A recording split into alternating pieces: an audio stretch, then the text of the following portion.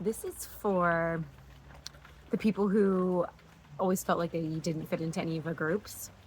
Or maybe you like kind of fit into all of the groups, but you really didn't fit into any of them. And if you really wanted to be a part of any of them fully, you had to like act like them, speak like them, make the choices that they were making. Just for you, like you don't have to. You can forge your own path. Yeah, just a couple of little stories to paint the picture of just some things that I have been through and witnessed, and the difficulties of walking away from that. So I have these two friends, and one of them was a friend from high school, and the other one I met in college. And the friendship is like over a decade long. But for most of that time, there was just something weird in the trio, right? You know, the weird girl catty stuff and whatever. And so myself and this one person in the group,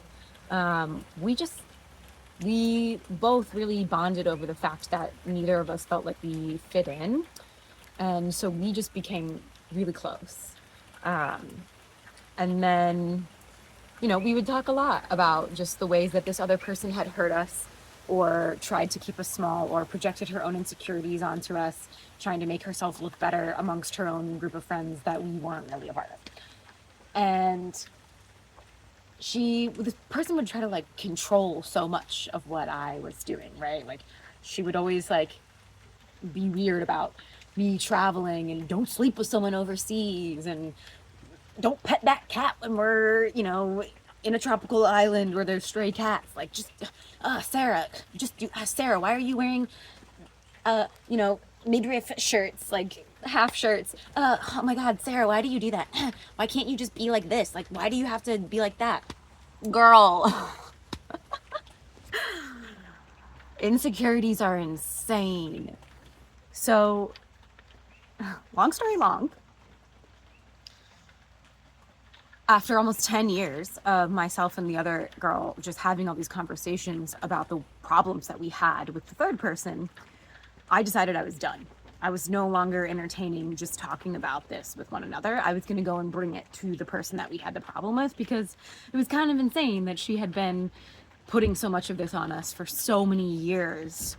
And when I did bring it up to that person, she basically got defensive, shoved it off, told me that was in the past, and also told me that it was only a problem when I came around.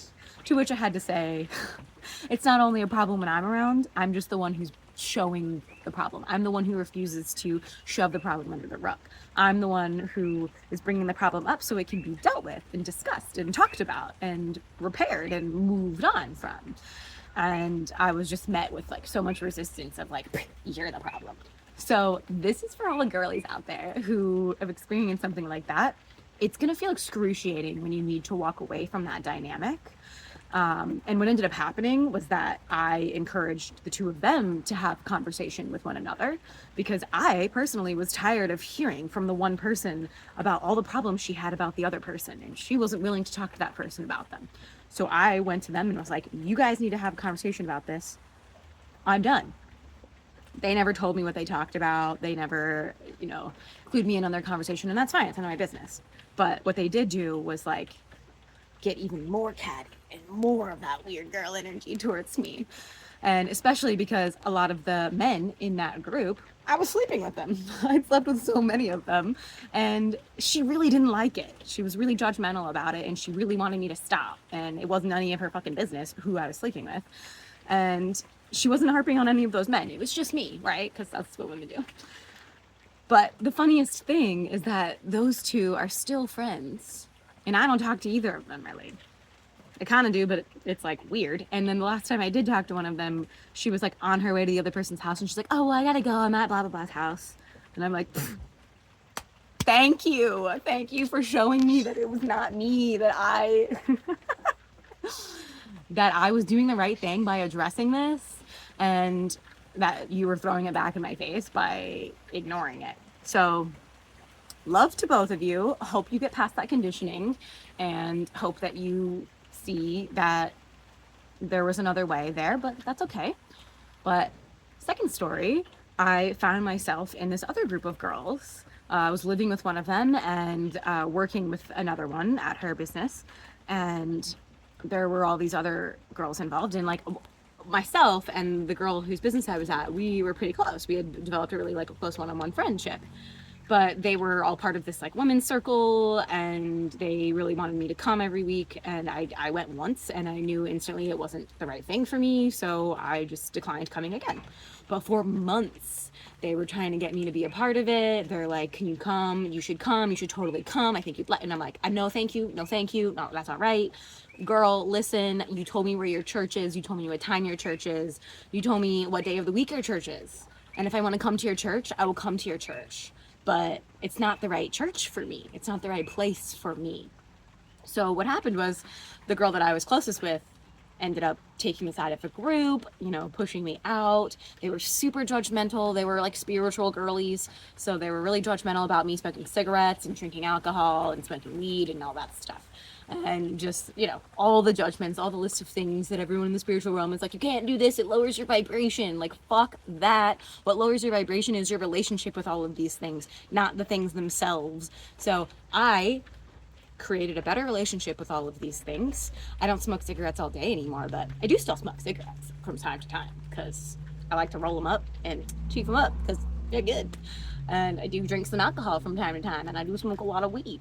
But the funny thing is, all of these girls were just so anal and so rigid and so adamant that if you wanted to be the spiritual leader that you need to be, and if you want to do this and be in this role, then you have to look exactly like this, and you have to be just like them to fit into their group. And it makes me want to vomit because it's so gross. It doesn't leave any room for people to be individuals, and it doesn't leave any room for people to grow and learn who they really are. And I'm just so sick of all these fucking female groups and friendships trying to shove you into their box so you can be just like them because they don't want the men to see that you're better. But guess what? All of your freaking partners watch my stories every single day. So I don't know what to tell you, but like, it ain't only a problem when I'm around, homie.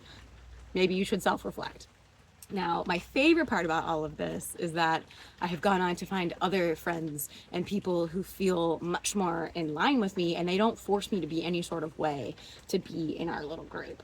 We all show up, and we show up as ourselves, and we just have a great freaking time. So thank you to all the people out there who showed me that that is not how it needs to be always. And to all of the women who were stuck in that, I really do have love for you, but I cannot tolerate that type of behavior any longer because it's bullshit. So again, release your conditioning, do some self-reflection, and stop feeling like y'all have to be freaking Stepford wives to do anything. It's weird. We want to see your own passion and your weirdness and your personality. I don't want to see you checking all the boxes that somebody else told you to check just because you wanted to fit in. No, we're not doing that shit anymore. So yeah, I don't know. For anyone who struggles with that, you can walk away, and it's gonna suck because it's gonna feel like you're the one who's wrong. It's gonna feel like you should change to be a part of those spaces, but you really shouldn't. We need you as you.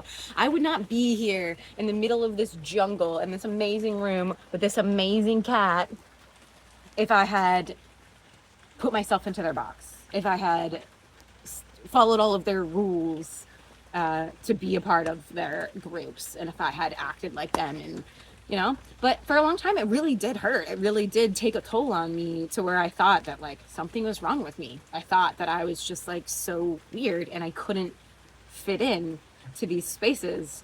And I am so fucking glad that I don't fit into those spaces, because I love me, and I hope that they love themselves too. And I hope that those spaces hold them perfectly. And I hope that they see that it's really not for everyone.